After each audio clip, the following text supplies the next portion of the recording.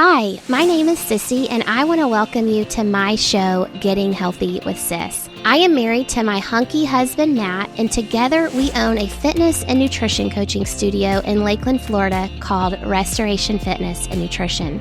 We have 2 little boys, and I've been a nutrition coach for 5 years, helping countless people to revamp their lives and see amazing results implementing one healthy habit at a time.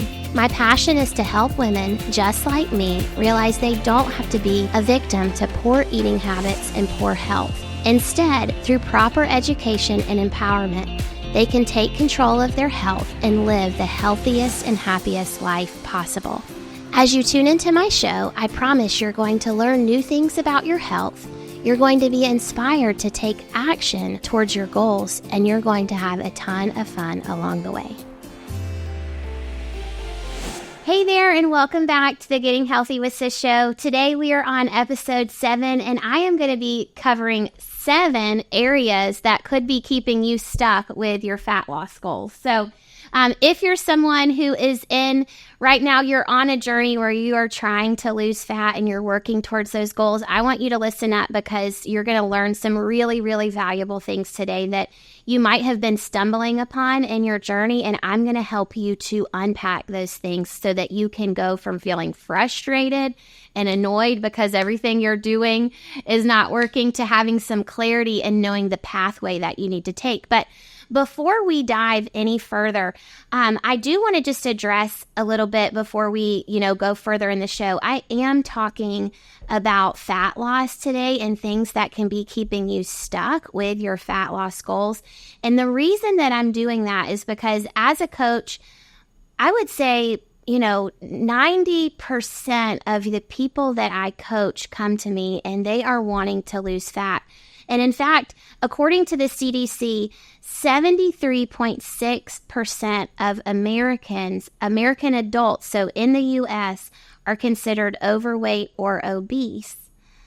And of that 73%, 41.9% of adults in the U.S. are considered obese. Okay, so you might be listening and going, well, that doesn't, I'm not trying to lose weight, or I don't consider myself overweight or obese.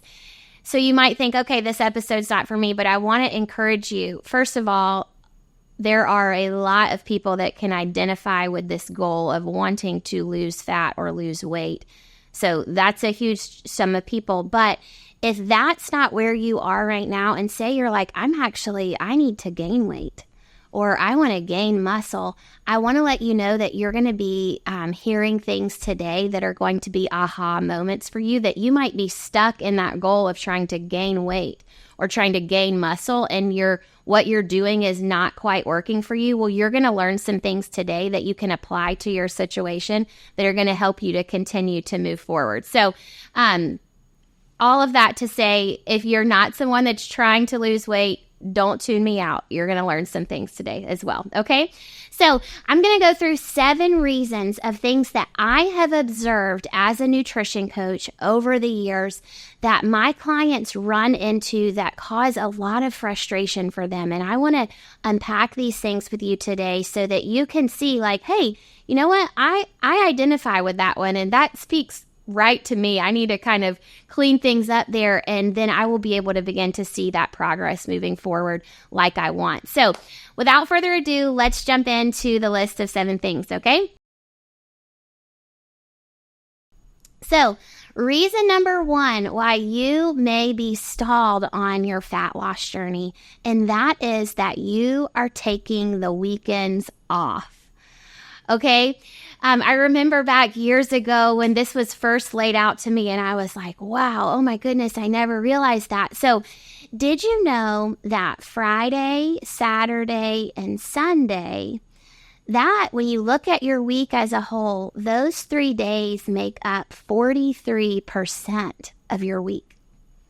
Okay, that is almost half of your week. Isn't that crazy? So if you are doing really, really good on Monday, Tuesday, Wednesday, Thursday, and then you're like, maybe you do well on Friday morning, Friday lunch, and then Friday afternoon, evening comes, and you are, doing whatever you want all weekend long, that's making up about 43% of your week. And listen, you are literally canceling out all of the hard work that you put in Monday through Thursday. You're canceling it out on the weekends. And I've seen this with clients. You know, we'll set goals and we'll be working. And if they come back to me and they're like, I did well Monday, Tuesday, Wednesday, Thursday, and then, you know, we traveled over the weekend, and they're doing that week in, week out, where the weekends are just a free-for-all, they really do not make any progress, okay? It's a big deal, and it's something that can feel frustrating to you when you're there, but I want you to be honest with yourself and say, hey, if I have this goal that I'm going after, I need to realize I'm going to have to, be bought in. I can't take weekends off. If I take weekends off, I'm just going to be frustrated, and I'm going to wear myself out, and I'm eventually going to give up because I'm not seeing the progress that I want. So I want you to buy in on the weekends and realize this has got to be a 7-day-a-week thing. Okay, especially if you're working towards a goal. It needs to be a 7-day-a-week thing for your life and your health in general. But if you're working towards a goal and you want to see that progress in an efficient amount of time, it's got to be 7 days a week. It can't just be 4.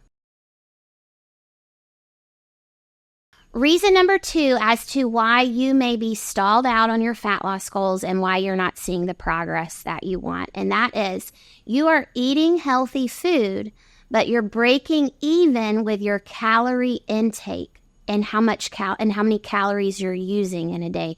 AKA, you are not in a deficit. So this has actually recently happened with one of my clients, and I want to tell you about this story. So when she came to me, she was saying, Sissy, I am feeling bloated. I do not feel well. I want to just feel more energy. I want my, after I have a meal, I don't want to feel all bloated and yucky. And I need to feel better in my body. And I was like, all right, let's go for this. So we wound up really, really revamping a lot of things in her diet. And really almost immediately, she began feeling better. And she was so happy with that. She was doing so well. She was, hitting her protein goals at each meal. She was eating fruits and vegetables and beautiful, healthy, nutritious foods. And her body, she was losing inches and she was losing body fat slowly, but it did kind of slow down and taper off. And after a few months, we were looking at her in-body scans and everything was just even. I mean, I think even a few months in a row, she came in and her weight was the exact same, like down to the decimal point. It was like truly at a stalemate. And so I began talking to her and I said, listen, so this is what's happening. You're eating really, really good food. You're eating beautiful food and your body feels that because you are feeling better, which was one of your goals. That's amazing.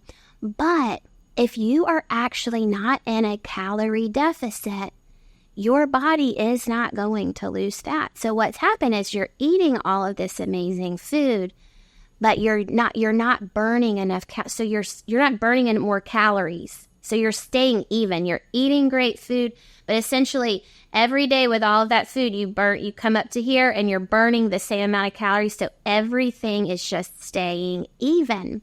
So I said, this is what I want you to do. I want you to take pictures of your food the next few days, and I want to kind of see a food journal from you, and let's look at things, and I will give you my feedback. Well, after a few days, what we figured out was that she was bolstering her snacks in the afternoon. She was having a really healthy smoothie with, blueberries and protein powder and hemp seeds and wonderful nutrient-dense foods in that smoothie. But she was also adding in some nuts and a little bit of cheese on the side. And so she was bolstering that snack, and that was a pretty heavy, calorically dense snack. And so what I told her is I said, those nuts, you're probably getting 150, 200 calories with those nuts. With that cheese, that's probably another 100 calories. So, hey, what if we just took out, those extra 200, 300 calories out of that snack and just let your afternoon snack be that smoothie? So let's just focus on that. If you're having that every day, let's pull that out. And she was like, okay, I'll do it. So essentially what we created a little 300-ish, give or take, calorie deficit for her. And with that, when she came back after that 1 month of doing that, so she was still eating all her clean whole food foods, but we just pulled out a little bit of those calories that would allow her to get more into a deficit. She came back and guess what? That scale had gone down 5 pounds. Okay. And she was like, it worked. This is awesome. She was so happy. And I was so happy to see that for her as well. So that shows you, even though you are eating really wonderful whole foods, if you are not in an actual deficit, your body will stay the same. The weight will not move. Everything will even out and stay the same, okay? Okay, so you're probably going to think it's kind of funny what reason number 3 is based on what I just explained to you in reason number 2, but I'm telling you, I have seen this one stump a lot of women especially, okay? So reason number 3, why you are stuck and not reaching your fat loss goals, and that is because you are not eating enough, okay? So sometimes you can be eating too much, and that's holding you back, like we discussed in reason number 2. Reason number 3 is that you're not eating enough, and I see this one across the board, okay? Inconsistency with your meals, or, some days you're eating 500, 600, 700 calories. Some days it's 1,500 calories, and it's all over the board. And you're not having consistency there. And overall, you really are not eating enough food. And when you're not eating enough food, your body is in conservation mode because your body is made to discern if there's enough energy around, and it's made to keep you alive in famine no matter what. So if it senses that, hey, there's just not a lot of food around, guess what it's going to do? It's going to say, hold on to the fat stores. We're in famine. Don't let go of the fat. That's our stored energy. We don't want to let go of that by any means, because that's what's going to keep this person alive when there's not a lot of food around. And so it will not burn that fat for you. But I have seen this countless times, especially with my women as they're aging in their 40s, 50s, and 60s. They'll come to me and they will be stumped and they'll be going, you know what? I am so frustrated. I feel like I eat good. We go through what they eat, and I'm sitting here thinking, okay, this is not enough food. They're not eating enough food. That's why they're stumped here. And what happens is, if they will trust the process and they'll trust me, we begin increasing their amount of food, and not in the form of Dairy Queen and McDonald's and Zaxby's. We begin increasing their food in the form of good, whole, clean, lean protein, fruits, vegetables, nuts, seeds, healthy fats, things like that are going to nourish their body and give their body that love and TLC that it needs to feel well fed and nourished. And then what happens? They begin eating more, and their body goes, I can begin letting go of some of this fat, and it starts happening, and it is truly mind-blowing. I have walked with several women, especially in that 40s, 50s, 60s range, when they will trust that process and begin eating more, their body, they start losing fat. And in particular, one of my clients that I'm currently working with, she came to me, and she was a very fit woman. She, her body fat on the scale was actually very low already when she came to me, but for her personal self, for her personal goals, she just felt like she was holding on to some extra. She had been through a season where she had not been able to work out, and she had been inactive, and just kind of her nutrition was all over the place. And so she really came and she was like, I want to, bring things in and focus in, and I'm ready to go, and let's do this. And so, we decided, where her macros and calories needed to be. And I told her, I said, it's really important that you eat this amount of food. It's really important. You got to do this. And she was like, okay. So she came back after month 1, and I was floored, okay?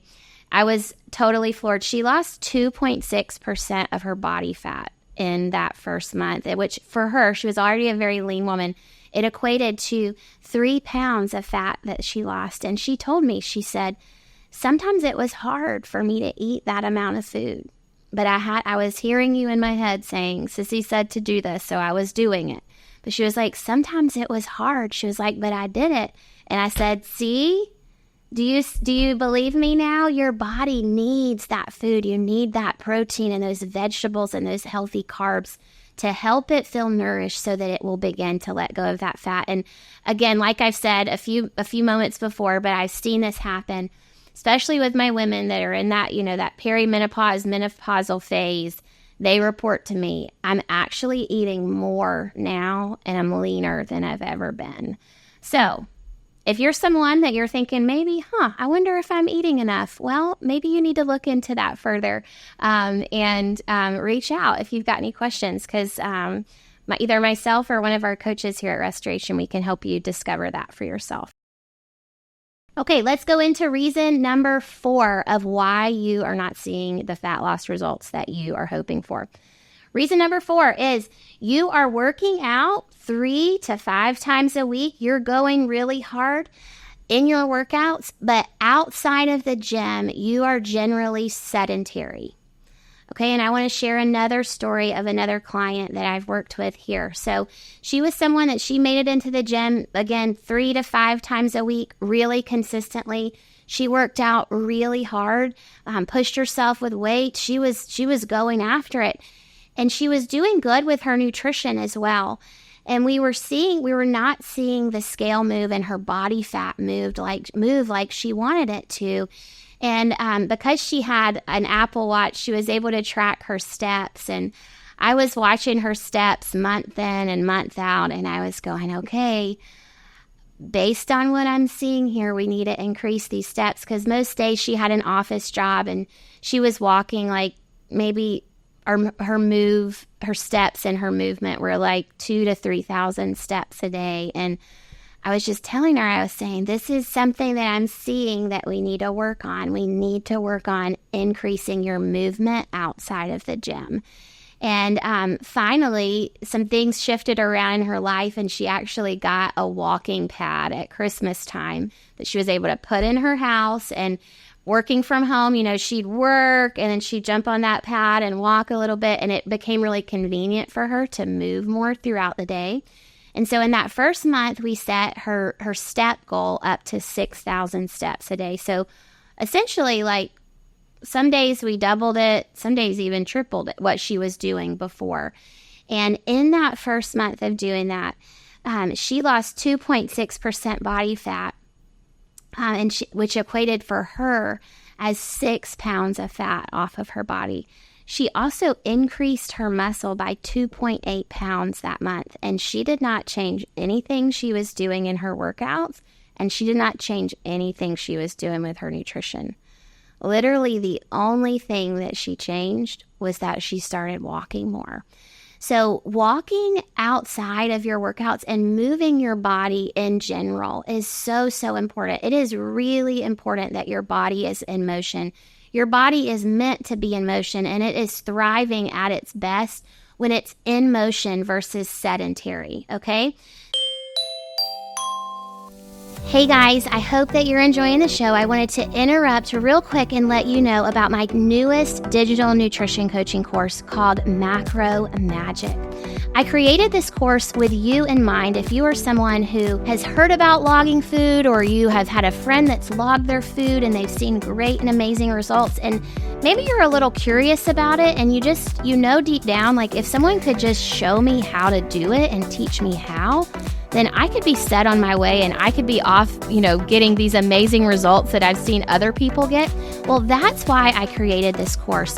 In this course, you're going to get the hand-in-hand instruction from me teaching you exactly how you need to calculate your macros, how you need to log for efficiency and effectiveness. I'm going to be showing you all the sorts of tips and tricks that are going to make logging easy and effective for you. If you are a current nutrition coaching at Restoration, or you join nutrition coaching at Restoration in the future, then you will get this course added into your nutrition coaching package for free. So that's an amazing perk. You'll get it. You'll be able to watch all of the video tutorials and get that hand-in-hand instruction from me that way. So again, if you want to purchase this course today and get started today on your logging journey and start working towards your goals of fat loss and muscle gain, then I want to encourage you to go to my website. It's gettinghealthywithsis.restorationfitnesslkld.com. So right now I've been talking with you a little bit about walking, which is great, but we want to look at either walking or doing other types of low impact movement. It could be cycling, it could be swimming, something like that where you're moving your body and you're burning calories, but your metabolism is not getting this huge boost where you're really increasing your hunger. That's what we're looking for. We call it, in science or in nutritional science, we call it non-exercise energy expenditure. So it's just that movement that's going on throughout the day that's burning more calories for you, but it's not this intense exercise session. That's what we want to focus on. So if you are stalled out, I want you to ask yourself, how much am I moving outside of the gym? Could I add in a 10-minute walk after lunch and dinner? Could I add in some other type of low-impact movement, maybe a bike ride or whatnot, each day to help increase my energy expenditure? Because that's going to help you to burn more calories, but it's not going to increase your hunger. It's not going to boost your metabolism so much that you feel like ravenously hungry and you wind up going and eating all of those calories back. So if you're stuck, I want you to think about, what are you doing not only in your workouts, but outside of the gym? Are you keeping your body in motion throughout the day? All right, reason number 5 that you may be feeling stuck, not seeing the progress that you want, and that is that you are not sleeping and letting your body recover adequately enough, okay? So just a quick little lesson in science here, a little deep dive in what goes on while we are sleeping. So when your eyeballs are open, okay, your body is in a state where what we call a catabolic state. It is being broken down, okay? You are using energy, your brain's on, everything in your body is on and it's working. And when you are asleep, your body is in an anabolic state, which simply just means that your body is able to heal and restore itself. That only happens when you are asleep, okay? I also want to go into some of the things that happen while you're asleep. So did you know that your body does not build muscle or burn fat for you while you are awake? That only happens while you are asleep. And in fact, between the hours of 11 p.m. and 3 a.m., that's when your hormones in your body are boosted, and in particular, the hormone human growth hormone, or HGH. That hormone is boosted at that time, and that hormone is responsible for helping you to burn fat and build muscle tissue. When that hormone is boosted during that time of the night, and if you are asleep, you will get the benefits of it. But if you are not asleep, your body is not getting the benefits of that boosted hormone. So you really, really need to be asleep when that hormone is increasing in your body for you to fully get the effects of that fat burning for yourself. Another thing is that a lot of us, we live really, really fast-paced lives. We're overstressed. We're working out a ton. We're probably not eating like we should. We've got all these stressors on our bodies. And if we are not taking that time to calm down and rest and digest and just let everything calm down, our body there's too much cortisol going on throughout our body when we're in that state for it to have what it needs to burn fat for us. And so if you're someone who has been stalling out, I want you to evaluate, how am I sleeping at night?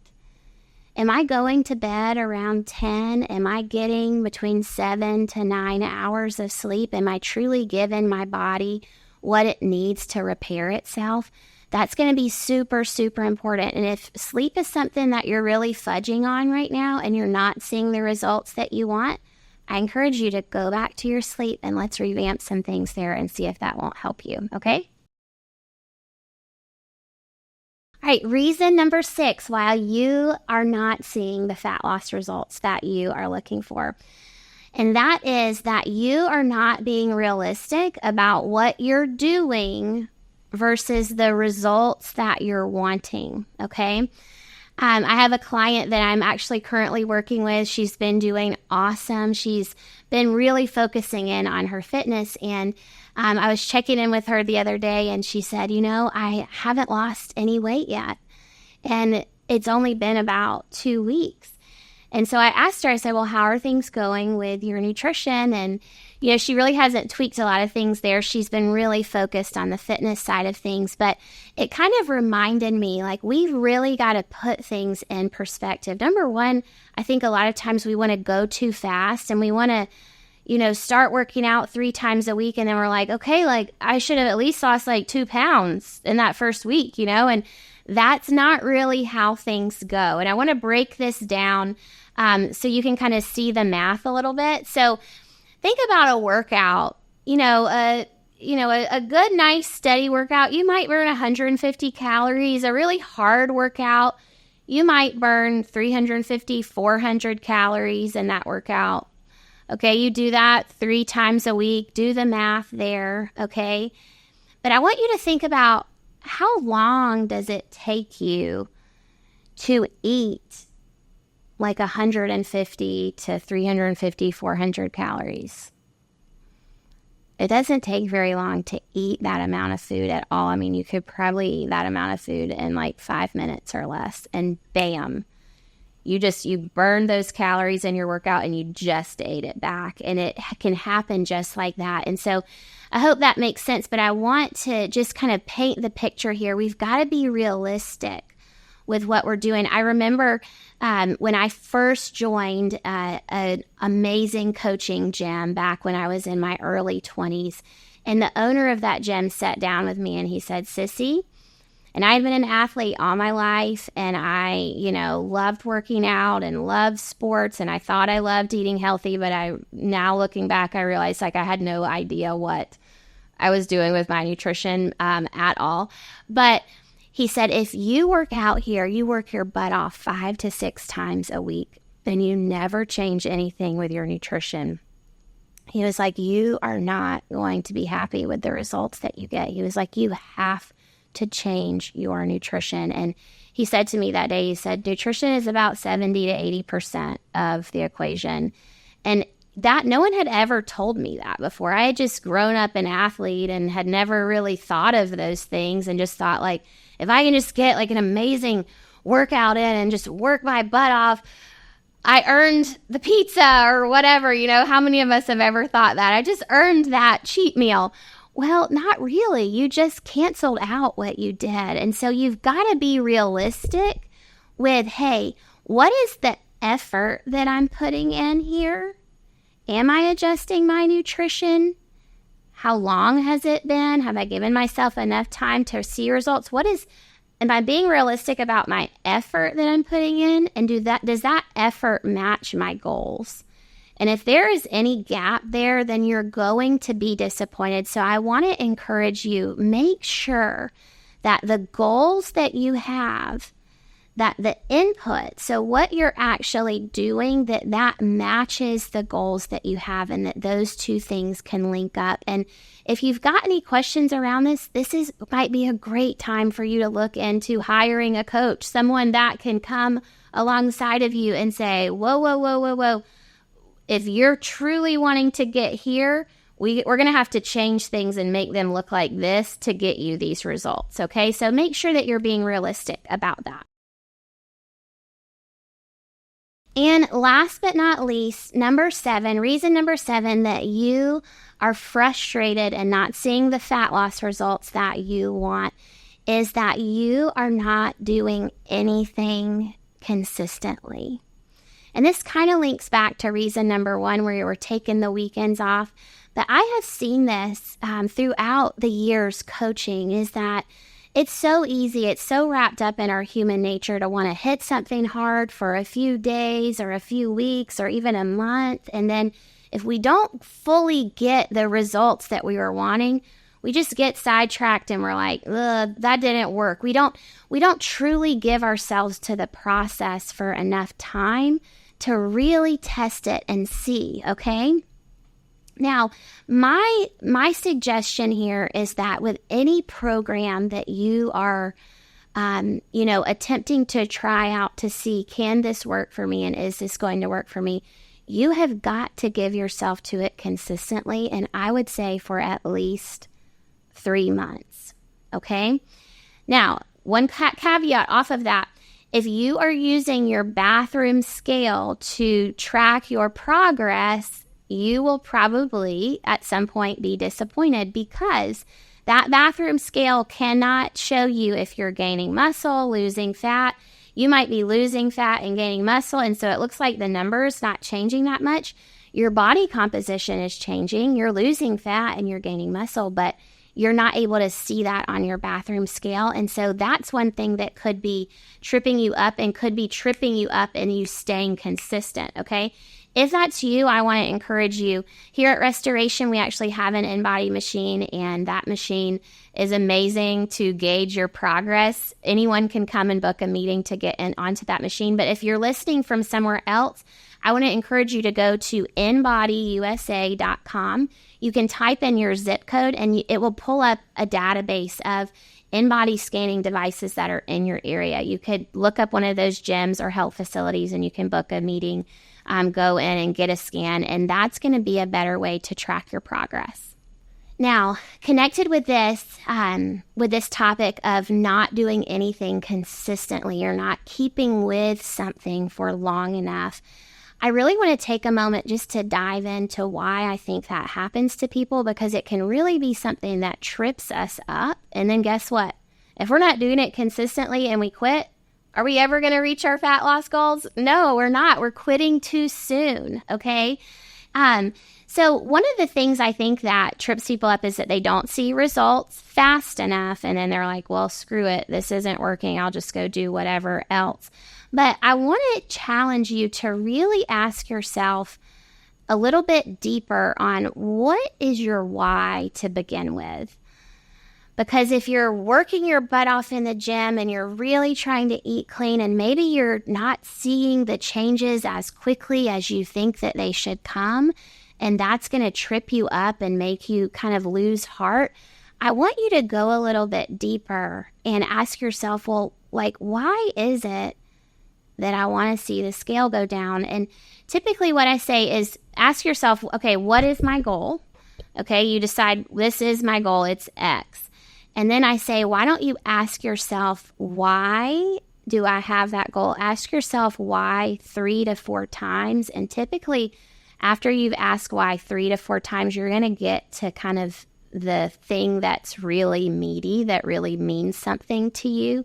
And that's your why that you really need to hang on to. And that's the why that's going to keep you when you feel like throwing in the towel. And I want to ask you this today. Why are you doing this? Is it really about getting healthier? Is it really about feeling better, living a longer life, being more present with your kids? And if it is, guess what? When you are sleeping better, when you are fueling your body with more holistic foods, whole foods, healthy foods, when you are exercising consistently, when you are using self-control in areas of your life, or maybe you used to cave to sugar all the time and you're not doing that anymore, guess what?